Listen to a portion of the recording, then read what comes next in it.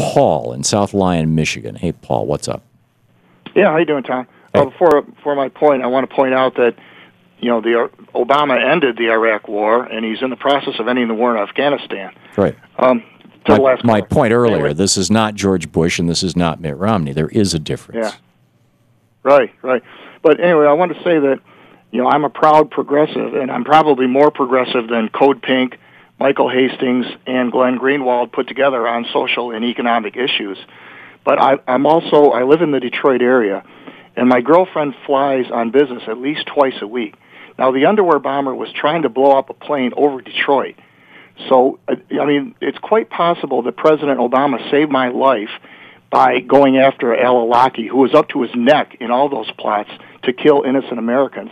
And I don't like hearing my fellow progressives criticize President Obama for saving our lives. He did what he had to do. That guy was trying to kill Americans.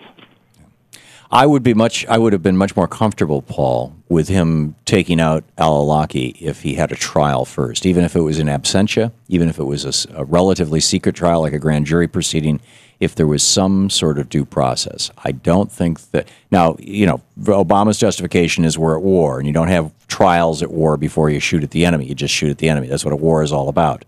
And I... Personally, I reject that. I think that what we are facing is a bunch of criminals, and we have been from the very beginning. And by treating them as if they were warriors, as if they were state actors, we have elevated them.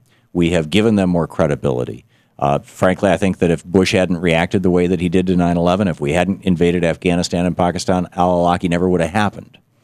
And in fact, he was fairly clear in his statements. This American, that he had been radicalized by Bush's behavior in Iraq and Afghanistan. So, we've got there's both pieces of this thing, and maybe what Obama did by taking out al-Awlaki was a good thing in as much as it stopped a plane from going down in Detroit and saved your life or your girlfriend's, as the case may be. But when you look at, and there's a great op-ed in today's New York Times on the front page of the New York Times.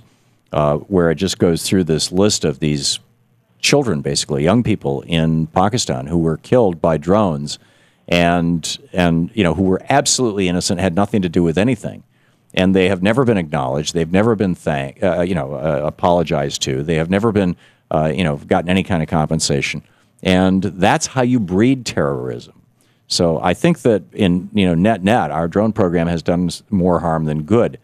But, on the other hand, what Obama is saying is that he's going to try and recalibrate it, make it very, very tight, make it very narrow. He wants to come up with rules of engagement. I think that he's thinking in terms of, the next administration might be a Republican. The next administration might be, a bunch of neocons, a bunch of warmongers. And how do we put into place right now, and he's calling on Congress to help do this, how do we put into place right now some substantial restrictions on presidential power so that the next president doesn't go off and do like George Bush did and commit crimes and torture people and do crazy drones. Apparently, George Bush killed 3 Americans before with drones before Obama came into office. I think the total number now is 7. So I see this as an appropriate step. Paul, thank you for the call and thanks for your comments.